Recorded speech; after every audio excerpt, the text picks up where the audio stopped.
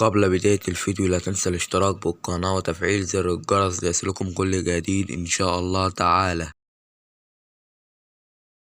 موعد مباراة أسبانيا وهولندا في ربع نهائي كأس العالم للسيدات 2023 والقنوات الناقلة ومعلق المباراة.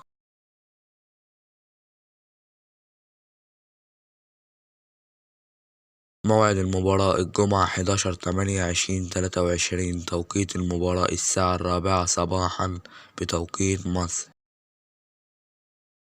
القنوات الناقلة للمباراة قناة بين سبورت 1 بتعليق المعلق جواد بودة.